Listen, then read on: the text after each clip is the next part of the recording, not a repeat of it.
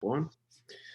Welcome on back to another episode of the Goonery. We got the usual crew here this week. We're going to be talking Goonery of the week after a few weeks away, and we're also going to have something a little different this week. We're going to be drafting 5 songs of the summers each. We're going to do a little bit of a snake draft. I mean, everyone on the internet does snake drafts, but I think songs of the summer is one that I don't think anyone's going to be complaining about because we're definitely at that point in the year. Country's starting to open up a little bit more.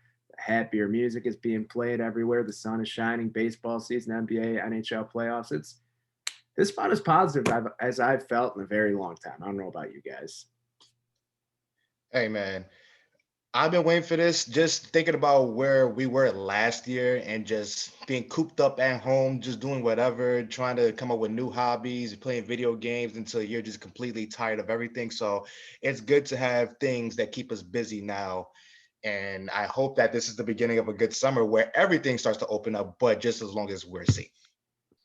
Yeah, absolutely. So we're returning back to work here very soon. I'm really not looking forward to that. I used to not want to work from home at all, but after a little over a year working from home, we've been doing really good. We've been statistically succeeding their expectations, and now they're asking us to come back in the office, and we're like, well, why though? we're doing really good. There's less distractions at home in the workplace, and I even read an article too. A lot of people were putting their notice in because all these corporations and organizations were making everyone return to work after they had proven for like 9 they didn't have to. But it'll be good to see everybody again. Mhm. Absolutely. So let's get into our Goonery of the week. Seth, do you want to kick us off? Because Brandon and I kind of have a combined one this week. Yeah, absolutely. I got a very short and sweet one. Not really sweet. I believe it was last night. The Canadians, they were taking on the Winnipeg Jets, and at the very end, the Habs were getting empty netter, and right before he secured the goal, it was Jake Evans, I believe. He was the one that put the game away. Got absolutely smoked by Matt Shifley. I sent the link over. I'm not sure if you guys had seen it. It was very brief. He got destroyed, and he was on the ground lifeless for a minute. It was crazy.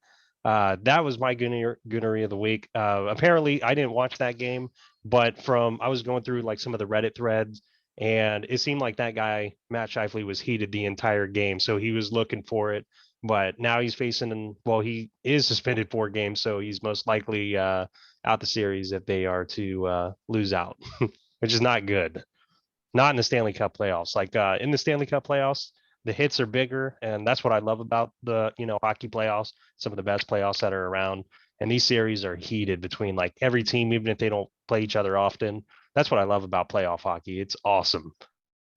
That sucked though, but not gonna lie, I kind of liked it. Oh yeah, I'm a very casual hockey fan, and it's kind of strange because that's like growing up, that's my dad's favorite sport. So like, I'm a huge baseball, football guy, but my dad's a huge hockey guy. And you would think growing up as a younger kid with the dynasty that the Hawks went on, I'd be a bigger hockey fan than I am. I'm casual. I watch, I pay attention, but when my dad's texting me last night about the hit, the exact quote from my dad was, vicious hit in Winnipeg Montreal game. Fight's coming next game for sure. Don't blame him either. I mean it's the most Yeah. it's the most dead text you could ever get. Just like straight to the point. And I see him this morning because he was working last night, and he's like, "Yeah, big hit, big hit." It's all it's been on his mind. It's been that. It's been that. Yeah. It's Yeah, if he wasn't suspended at all, then yeah, they were definitely gonna line him up. He's gonna oh pay. He yeah, was gonna pay game oh two, yeah. but that they might have someone over there answer for it, but we'll see. I think it'll be heated for sure. But even the Jets, they had someone protecting him when he was down too, because like they kind of gathered like right around him. They're like, all right, and then you had the ref holding him off, and then another Winnipeg Jet player like holding him off. It was real classy on there and to do that because that guy was not moving at all. he was lifeless for a moment. But yeah, you love to see it in hockey, but you also hate to see stuff like that because it was a definite cheap shot. But it's going to drive the ratings through for game two through the roof, and the sport, it's good for the sport ultimately. I my first reaction was like, damn, like this guy thinks he's me. I do that in NHL throughout the past couple of years. And when you see it, like, and like in the actual game, you're just like, damn, like that's what I be doing in video games. Like, I understand why people get mad. I understand why at the every face off, someone's pressing slam and triangle trying to fight me. Like, but in all seriousness, I do think this is a lesson learned from the whole Tom Wilson situation, because in Tom, like the amount of just people just dropping gloves as soon as the game started, I believe as soon as the game started, they was dropping gloves ready to fight, because Tom Wilson faced no type of repercussions for the stuff that he did. So I'm pretty sure that's what NHL's thinking here, is that they don't want him in a situation like that. Although it's good for the sport, it may not be the most safe thing for the players. So I get it. So here's another interesting thing too. We were talking about potential retaliation. You see it in baseball all the time where if someone does something that the other team doesn't like let's say they pimp a home run, the team will throw at them. Or if someone like Yermin Mercedes, when he swung on a 3-0 pitch on a position player and hit the ball 450 dead center, he gets thrown at. Or Astros cheating in the World Series. also that. Yeah. But do you think like those unwritten rules set, obviously you're a bigger hockey guy, do you think those kind of bleed through? Like people always talk about the unwritten rules in baseball and how seriously some people still take them. But do you think like the unwritten rules in hockey are kind of in that same level? So I'm just a little bit more, maybe on the lines of a casual fan too. Really, in the last couple of years, I really started getting into hockey. Anytime the Blue Jackets are playing, I'm watching. Um, but yeah, when it comes to the fighting, I've noticed that the captains and like those who are standing up for the players are, taking those hits. They really seem to show like appreciation sometimes, like after a good fight. Like if a fight is good, the captain comes over, he's like, "Hey, good fight." But there was another game with the Maple Leafs. Tavares got taken out completely accidentally by a player who's known to deliver some cheap shots, but in this instance, it wasn't cheap. And the Jackets actually had traded Foligno to the Maple Leafs, and he went over to Corey Perry, who didn't really hit him. His knee kind of hit him when he was going down, and it knocked him out, and he had to get taken out on a stretcher. And uh, Foligno didn't have to fight the guy at all. Corey Perry's like, hey, he knew. He's like, Foligno's not going to let it go. And he didn't throw a single punch that entire fight. He just knew it was coming. So it's just like, when stuff like that happens in the sport, you're going to have those, you're going to have people that are wanting to fight. You got your heavy hitters like Ryan Reeves, with the Vegas Golden Knights, and of course, Tom Wilson too. Tom Wilson's a dirty player. Yeah, it sucks, but I would love to have him on the Blue Jackets. I would love to have a guy like that can like throw down some dirty hits. Brad Marchand too.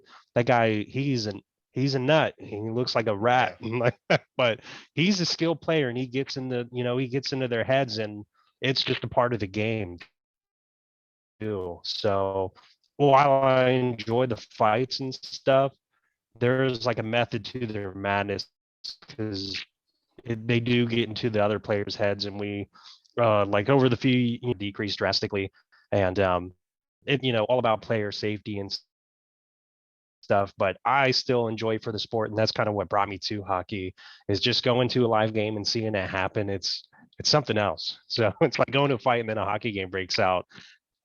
That's why you go. Yep. But yeah, it's fun. It's good. All right, so moving into mine and Brandon's Goonery of the week. We were talking earlier about how it feels good that we're finally getting back to a little bit of sense of normalcy. Things are starting to open back up.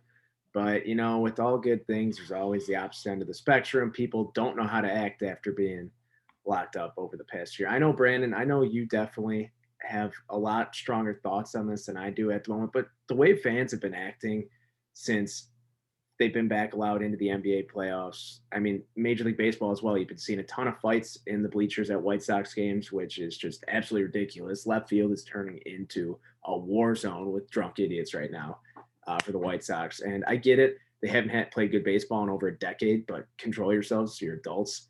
There's no point in going out and getting in fights, or in the case of the NBA, pouring popcorn on all-stars, throwing water bottles at all-stars. It's just, there's no place for it. It makes no sense to me. So I want to take this on a deeper route. Now I get the excitement of being back. Heck, I'm looking forward to getting back to a sporting event, because that's all I was doing before the pandemic happened. And I wanted to expand upon that. But I want to put yourself in a scenario for those people who work in regular jobs or anything like that, or trying to get your YouTube, Instagram, Twitter following up by doing these things. Let me ask y'all a question. If this was your place of work, would you want popcorn poured on you? Would you want water thrown at you? Most importantly, would you want to be spat on?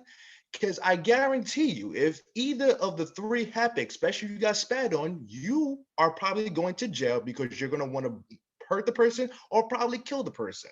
So put yourself in those shoes and then realize when you do things like that, realize that regardless of, you may see athletes as people who can't be affected because they're getting paid millions, and certain things like this shouldn't affect them, according to a lot of people, by the way. That does not give you the right to do that. Now, I do think there is a large agenda here for a lot of these players, because you see the players that's been affected by fan interactions. You got John Morant, you got Russell Westbrook, you got Kyrie Irving. Three guys right there, and Trae Young as well. Those are four guys right there. The common denominator in those four guys is that when they was in the bubble, they were and even before the bubble, they were they were the people that are speaking out about social justice. So I'm not sure if that is one of the main things that's behind them being the ire of behind the ire of attacks, but there has to be a solution here.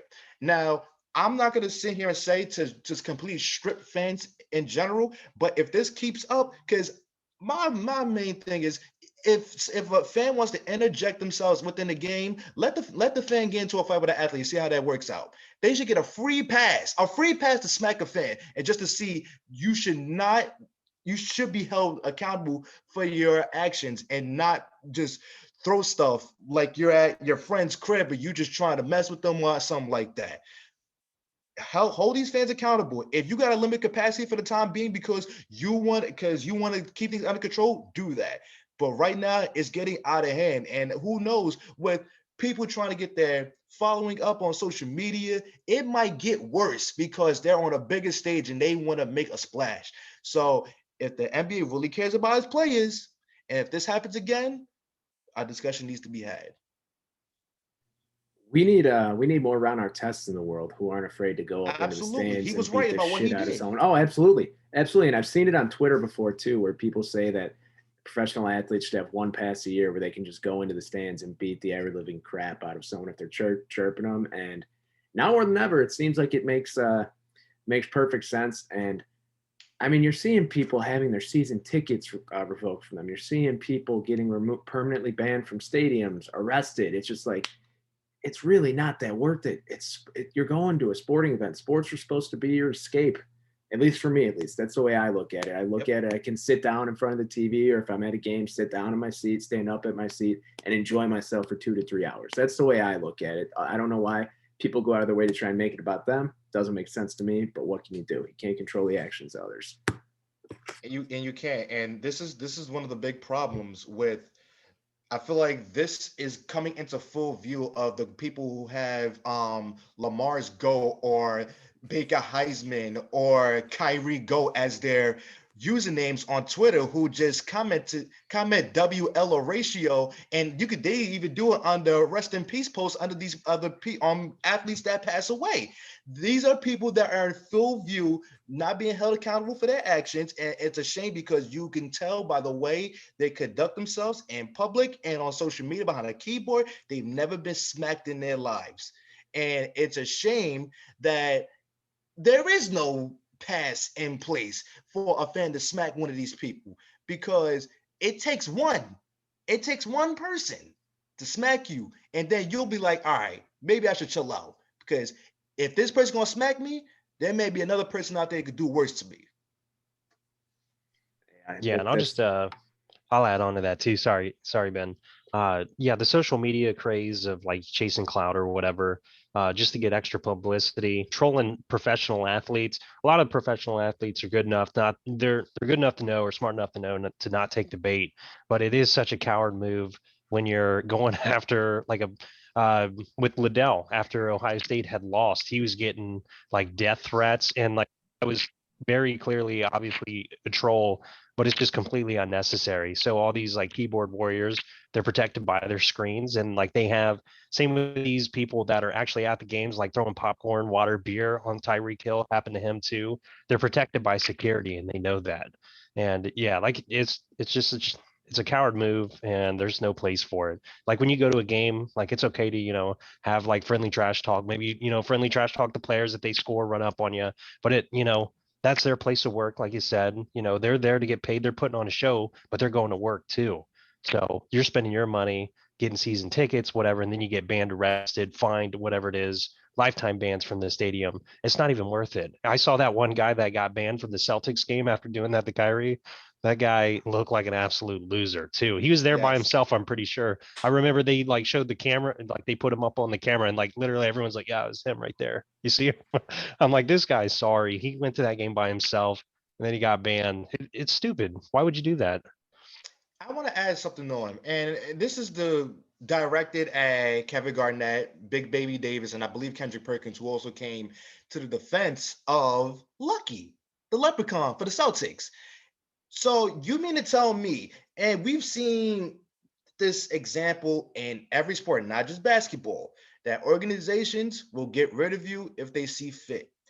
You're going to sit there and protect a logo that is represented by an organization that will get rid of you in a heartbeat. And you're going to choose to look at Kyrie stepping on the logo instead of players being protected. The agenda against Kyrie, because Kyrie promised that he wouldn't leave. He left because things just weren't how he expected it to go. But damn all that. Who cares? At the end of the day, protect the players. You are a player yourself. If you were to get in that same situation, how would you react? You will want to be in the same situation that Russell Westbrook was in, and he wanted a piece of that fan. So I don't know where all this other stuff's coming in. I don't know where players retire and they forgot that they actually were players and they know that this is a business and they know how the business works. Remember, you are a player first, and organizations see you as property, and properties get sold. Okay, so don't forget that. And I want every other player to know that's the message that gets sent every single season to a player that devoted loyalty to an organization. It gets traded. Like it happens every single year, and it's a shame that players are not getting that message that they owe this blind loyalty to an organization that would get rid of you in a second if you get out of line in their eyes in any way.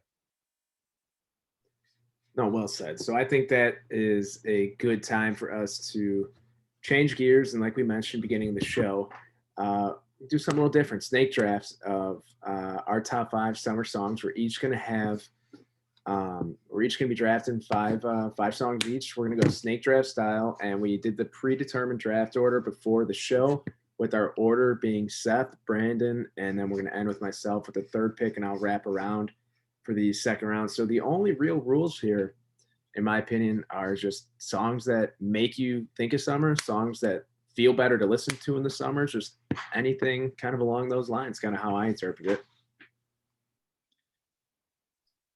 All right, so this one, this was tough. I thought about it for a while, even got some feedback from my wife too, but I'm going to go with my gut here. And with the first pick of the summer song snake draft, I'm taking Springsteen by Eric Church. Okay. I hope I got my best outfit on for this second pick. But so for my first pick, I'm going with Saturday by Ludacris. And the context behind that is Monday through Thursday, you can't find me. Friday, you may not be able to find me either. But Saturday, I will be there. So if you got plans, hit me up on a Saturday, just not the weekday. All right, so mine, this one might be a shocker by some people, but my first overall pick in the first round is going to be "Summertime" by the Fresh Prince. It's literally right there in the name. Right there in the name. I mean, you hear that song and you just instantly, in my opinion, I mean, the first time I heard it, I think I was swimming in my cousin's pool at about 5 years old. My cousins put it on. I was like, oh, Will Smith. I like this. I like this. Just makes you want to grill. Oh, absolutely. I mean, there's a line in there about the cookout. It makes me want to Yeah, go to it's the grilling cookout. season. It's grilling season. Oh yeah. Yes. So my second pick is I'm gonna go with a classic here from the Stadium Arcadium album from the Red Hot Chili Peppers, Wet Sand. So it's about taking a walk outside when it's really nice and just getting to know life and just it's a heavier song. Not like heavy metal, but it's just heavy in interpretation and just like musical value. But John Frusciante, their former guitarist, actually their current guitarist, who's back, he is back, and in that song, he gets it in the solo, and it speaks to the soul. You know, I was wondering where the Red Hot Chili Peppers were going to end up on this list because I thought in my heart of hearts that someone was going to take them somewhere. I kind of have one of their songs in the back of my mind, but you got a good one in my opinion, Seth there. Scar Tissue was on my mind, but I went on a different direction. But with my second pick, this is a song you can listen to on the beach, just sipping a drink, whatever your choice. Definitely gotta be alcoholic, because my second pick is Bad Fish by Sublime. Yeah, no complaints on me with that one. I so completely switching gears, but staying in the '90s. My second pitch is gonna be Chattahoochee by Alan Jackson. That song just makes me want to run through a brick wall, do a shot, drink a beer, something. It hits you once the weather's about 75, and it makes you feel good. It's a feel good song. Just a grave snow coming, I'll be okay. I had that song in my honorable mentions. It was there. All right. So for my third pick, we're gonna do a little genre jump here, and you may know it. It is "Erase Me" by Kid Cudi. Something about that song and Kanye West coming in just speaks to me. It's hip hop. It's got a little bit of rock in it, and it just takes me back to summer. I think summer 2012, 2011, whenever Man on the Moon had come out, that song bangs. All right. Now, this one, my third pick, is a song that you listen to with your girl, get a little dancing on, whatever, because it just feels right. So my third pick is "I'm Real" by J Lo and Ja Rule. To be honest, I don't know the last time I've heard that song, but it fits the theme. It definitely fits the theme here. Absolutely. Yeah, you're taking it So, back there. oh yeah, I'm trying to kind of encapsulate all genres here uh, myself, and this one it's a little slower than from what I've drafted so far, but I'm gonna go with "Night Moves" by Bob Seger. I just think Oh, that song just great song. Great song. encapsulates everything that is summer in my mind. I mean, Great song. not a care in Thank the you, world. GTA You're 5, just for putting me on oh, to that. oh yeah, oh yeah, yeah. I mean, just Bob Seger's catalog in general. Like he's right up there with Tom Petty, which is having nothing but great music to listen to during the summer, in my opinion. Talk about it. All right, so going over to my fourth pick, I do want to revisit country because this song came out last summer, I believe, and I can't get it out of my head. It is by Darius Rucker, "Beers and Sunshine." I don't know if you guys have heard that song, but just everything about it, I just picture myself being on a boat, and I mean, he says it in the song, sparking something up, drinking beer, turning off the TV, and just having a good time. He's like, don't worry about the bad stuff. I don't know how to fix the bad stuff, but we're just gonna beers and sunshine, balls off the dock.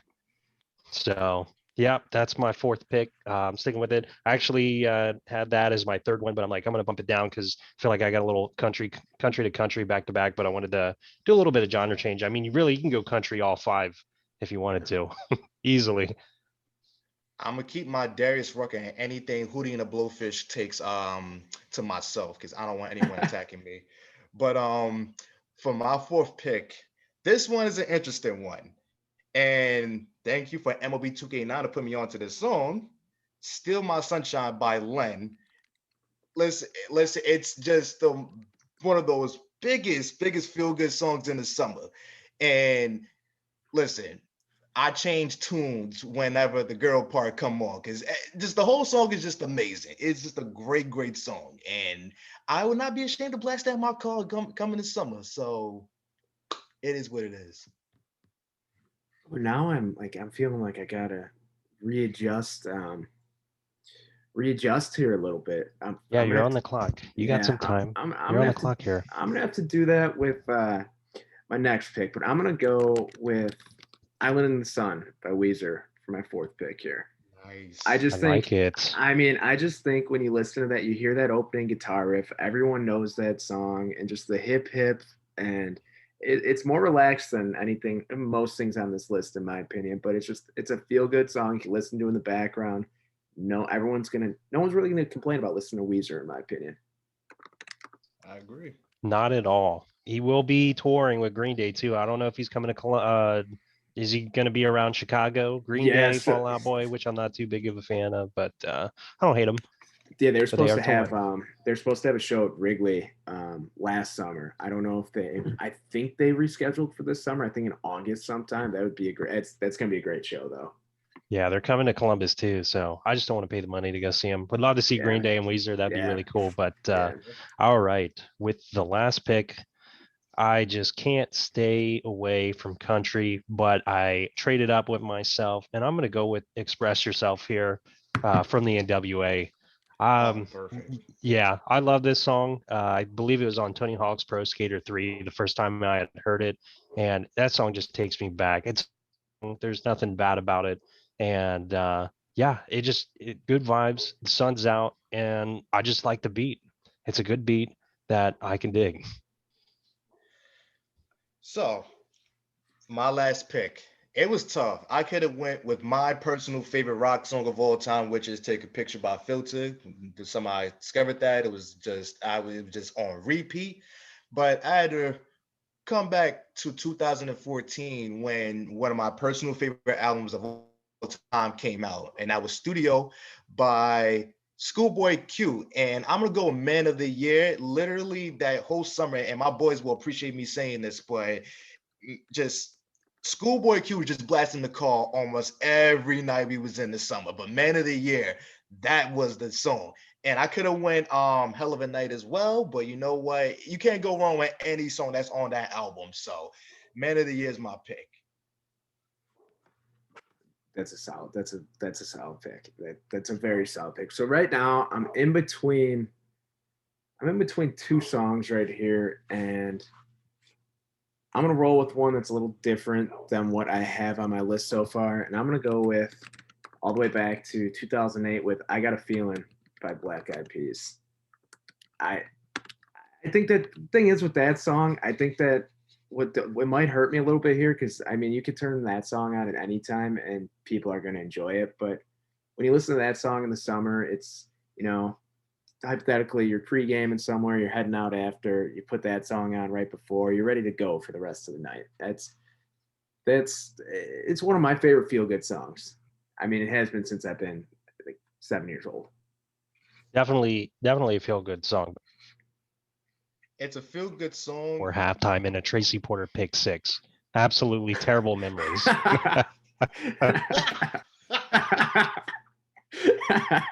That's every time I hear that song, I think of the Oh Super Bowl 44 man. halftime and just how devastating of a night that was for all of us fans in India. Oh man. Sorry to open up that. I've been in a bar setting. I've been in a bar setting when that song came on, and boy, everything erupted. But by the time I was able to go to a bar, I was so damn sick and tired of that song. So I'm just like, all right, this is cool. I'm glad that everybody still has nostalgia within them. Have fun. I'm not gonna hate on y'all. Do we want to get into some honorable mentions at all? Because I mean, I think there's a few big ones that we missed. I think "Lovely Day."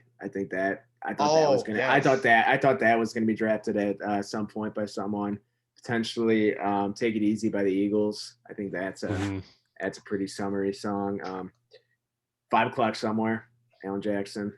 Yeah, that's an honorable mention for sure. I did almost include it on my list, and now the reason being, I'm like, well, I saw you tweeting all the albums and everything you had been listening to throughout the year, and I'm like, this song's gonna get taken. So I tried my best to not like include anything in like my top five that I figured everyone else would have. That's why I kind of wanted to bounce around from genre to genre because you can go top five country really with Yeah. just about any artist gonna have. They're going to have some songs. So I had No Shoes, No Shirt, No Service, Kenny Chesney. Also my honorable mentions, Knee Deep in the Water by Zach Brown Band, of Mhm. course. And I wanted to throw some Eminem in there. Forgot about Dre. Uh, I just couldn't really find a good spot for him, or I had too many Eminem songs that I was like really conflicted on. And I'm like, I don't know if it screams summer to me, but he's got some club type songs that I really like that I think are good summer tunes. Yeah, I could put. I don't know if y'all familiar with Collective Soul, which is my personal favorite band of all time. But you could put all of Discipline Breakdown on there. Listen and Forgiveness is two songs that remind me of summer. But there was a song that I feel like it more encapsulated winter just by the lyrics, even though I think it's a song I can blast in my car at any time, is What We Do by Freeway, Jay-Z, and Beanie Siegel. That's gonna be my heavy rotation in the summer, but that could wait. And then Win by J Rock, when that came out, like that was my song of the summer. Like I was blasting it until the clean versions got out. I'm just like, all right, I kind of don't like this song anymore. I'll listen to the rest of the album. Yeah, I was also kind of surprised that none of us took it back to Summer 16. Almost had to include some Uzi. I mean, bring it Hold on, all the way you're back cutting to out. Connection Back. Yep, we can hear you now. All right, all I right. do want to hear that what you said, so go ahead and repeat I it was now. just It's good saying, now. I was kind of surprised no one brought it back to Summer 16 with some Money Longer by Uzi. I mean, Okay. Summer 16. I feel like it's just a year that lives in infamy online. Too Yeah. easy. How to Like Love, Little I Wayne. think a lot of Yeah. a lot of a lot of More Life from Drake can be put in any Hmm. top five, but it's too easy. It's way too easy. You're gonna hear it anyway, so I ain't even bother. But trust me, it's there. All Yeah, right, I so did almost sneak. I almost thought about putting How to Love in there. I'm like, nah, that's too soft. I'll get bullied. I'm like that song when Oh, that came out, that oh, song was something completely different by him, but so good. It was so catchy. I'm like, this song's got everything you could want in a song by Lil Wayne that is not hip hop.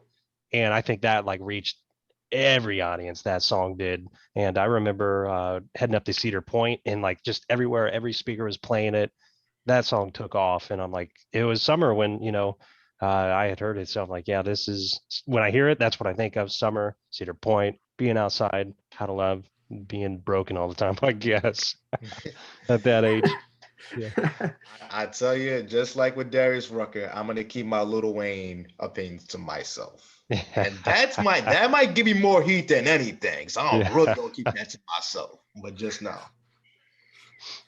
oh man. So that will conclude this week of the Goonery. We'll be back next week again. Maybe we'll do another draft. Who knows? We'll figure it out, see where it goes. We appreciate you guys as always tuning in. Don't forget, like, share, subscribe on the YouTube channel, and we'll see you guys next week. See ya.